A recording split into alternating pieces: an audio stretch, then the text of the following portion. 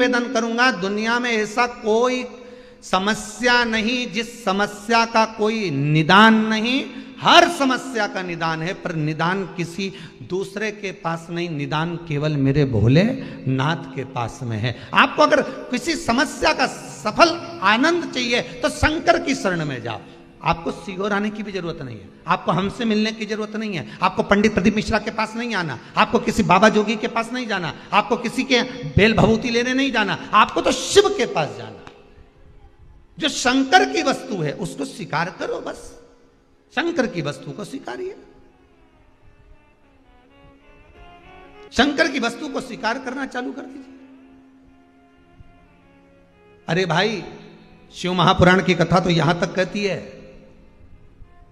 यहां तक वर्णन कर रही है, जिस व्यक्ति की नौकरी नहीं लगती, सर्विस नहीं लगती, हर जगह पर अप्लाई कर रहा है, बार बार इंटरव्यू देने जा रहा है, लगातार उसको अगर सफलता प्राप्ति नहीं हो रही है तो धतूरा ढूंढो। धतूरा कहीं बाजार में नहीं मिलेगा, किसी वृक्ष से धतूरा तोड़ लिया, कुछ मत चढ़ा, तू शंकर जी के मंदिर में जाकर तेरा नाम और गोत्र बोल और शिव जी को धतूरा चढ़ाना चालू कर दे और बाबा से विनती कर, धतूरा चढ़ाना चालू कर। अब धतूरा कोई बहुत कीमती होता है क्या? बहुत पैसे का मिलेगा क्या? कहीं पे भी मिल जाएगा। धतूरा तोड़ और चढ़ा शंकर जी को। रोज नियम बना ले कि एक धतूरा मैं शंकर जी को चढ़ाऊंगा, प्रतिदिन चढ़ाऊंगा, शिव जी से जाकर निवेदन करूंगा प्रतिदिन। शंकर जी की प्रिय वस्तु में धतूरा, बेलपत्र आदि आदि की तो है, क्या है? चढ़ा रोज एक धतूरा, फिर वही धतूरा जिसकी यहां तू इंटरव्यू देने जा रहा है उसी के सिर पे चढ़ गया। जो तूने शिव जी के चढ़ाया वही धतूरा वहां चढ़ा है, तू क्यों चिंता करता है? बच्चे अगर हार रहे हैं, एग्जाम दे रहे हैं, कंपटीशन एग्जाम में बैठ रहे हैं, परीक्षा दे रहे हैं, बहू भी एग्जाम दे रही है, बेटे भी दे रहे हैं, बार बार इंटरव्यू देने जा रहे हैं, हारना नहीं है। शंकर पर विश्वास रखो, भगवान शिव का स्मरण कर कर, शिव का अनुमोदन कर कर, शंकर का भजन कर कर, शिव नाम का स्मरण कर कर जाओ तो सही।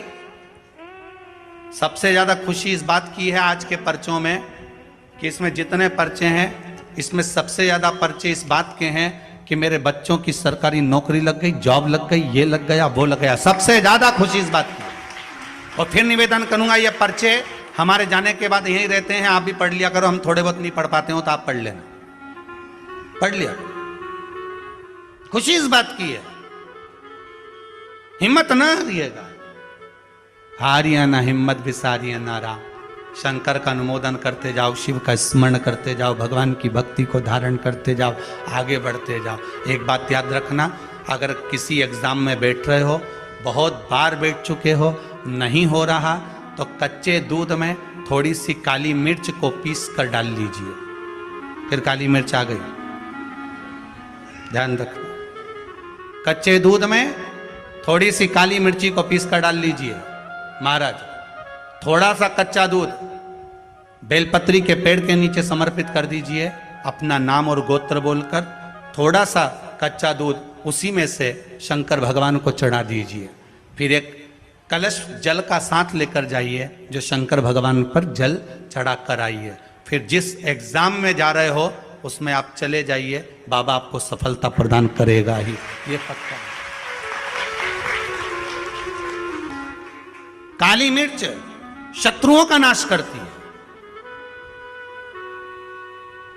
आपको बल प्रदान करती है कि आप जिस परीक्षा में बैठने जा रहे हो, आप जिस जगह पर भगवान का अनुमोदन करने जा रहे हो, आप जिस जगह पर कंपटीशन एग्जाम में बैठने जा रहे हो, वहां सफलता देगी वो आपको। अगर कहीं भटक भी गए, हट भी गए, तो वो सफलता देगी।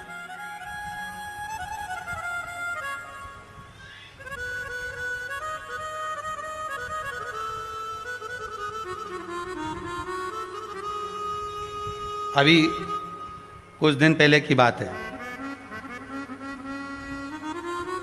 आगरा के अग्रवाल जी का बेटा, उनकी बहन ने फोन करा था कि गुरुजी से इतना बोल दो कि हमारा भाई वो कौन बनेगा, करोड़पति में जाना है, उसका नाम आना चाहिए और बिल्कुल बस पहुंच जाना चाहिए। तो आशीष जी ने खबर करी कि गुरुजी वो बच्चे का सब दूर हो गया और अब वो बिल्कुल, वो कौन सी सीट होती है, हाँ बस समझ जाओ, क्योंकि हमारे को तो एक ही सीट मालूम है व्यास गादी, तो उस सीट पर वो बैठेगा। गुरुजी उसका सब दूर हो गया, बस वो वहां तक पहुंच जाए, क्योंकि अब आखिरी है, उसमें भी बहुत सारे रहते हैं, उसमें तुरंत बस उसका आना चाहिए।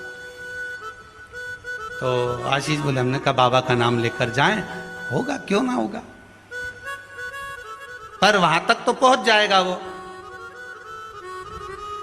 उसके बाद तो आशीष जी ने उनकी बहन को फोन कर कर कहा कि गुरुजी बोल रहे हैं वहां तक तो पहुंच जाएगा। उसके बाद तो कहा, उसके बाद तो मेरा भाई बड़ा, अब चिंता मत करो, बस वहां तक पहुंचा दो। उसके तो हमने कहा आशीष बस बता दो, शिव जी का स्मरण करो, पहुंचो। पहुंच गए।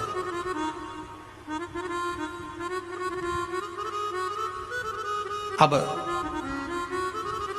फिर बोली बात याद रखना, गुरु कह रहा है कि पेड़ पे झंडा बांध दो।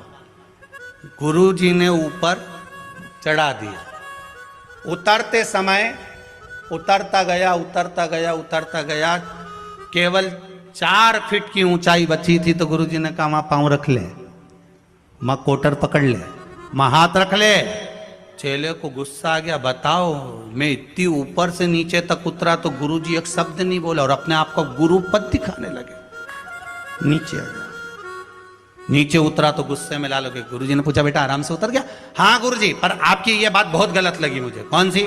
मैं इतनी ऊपर से नीचे उतरा, आपने एक बार भी नहीं कहा कि वहां हाथ पकड़ ले, कि वो कोटर पकड़ ले, कि वो डाली पकड़ ले, और केवल जरा सी दूरी बची थी। जब तो मैं ही उतर जाता तो आप बताने लगे कि कोटर पे पांव रख लेना, डाली पकड़ लेना, नीचे उतर जा, आराम से देख के उतरना, संभल के उतरना। गुरुजी बोले भैया बात इतनी सी है, जब व्यक्ति मंजिल तक पहुंचता है और मंजिल से जब नीचे उतरता है तब उसको डर लगता है, भय लगता है, कैसे चढ़ूंगा कैसे उतरूंगा। जब मंजिल करीब में होती है, घर पास में होता है, तो गाड़ी की स्पीड भी तेज कर ली जाती है। अब तो 3 किलोमीटर बचा और मालूम पड़े वो 3 किलोमीटर के बीच में ही गाड़ी के सामने सुअर आ गया तो विचार करिएगा जरा, बहुत सोचने वाली बात है। पशुपति व्रत आप कर रहे हो, पशुपति व्रत आप धारण कर रहे हो, पर निवेदन केवल इतना सा है कि आपकी स्पीड का ध्यान रखना, आपकी स्पीड का ध्यान रखिए। आप शंकर का भजन कर रहे हो, आप स्पीड का ध्यान रखिए। कहीं हमारे व्रत में, हमारी पूजन में, हमारे भगवान की भक्ति में कहीं अहंकार तो नहीं आ गया? वो स्पीड देखना पड़ेगी। अहंकार तो नहीं आ गया, अभिमान तो नहीं आ गया? हम भगवान की भक्ति में डूबने वाले हैं, भगवान मिलने वाला है, बिल्कुल सम्मुख में हमारा काम होने वाला है, पर हम क्यों नहीं पहुंच पा रहे? हम वहां तक क्यों? कई लोगों के साथ होता है, सामने थाली लग जाती है, भोजन करने की तैयारी होती है, थाली सरक जाती है, बिल्कुल होने वाला है, बिल्कुल लग गया, अपना तो नाम ही है, और मालूम पड़े गायब। कहीं स्पीड तो तेज नहीं कर ली हमने अपनी गाड़ी की? कहीं अहंकार में तो नहीं डूब गए हम? इसका स्मरण रहे। अहंकार में 3 गए धन, वैभव, वंश, ना मानो तो देख लो रावण, कौरव और कंस। एक जगह कहीं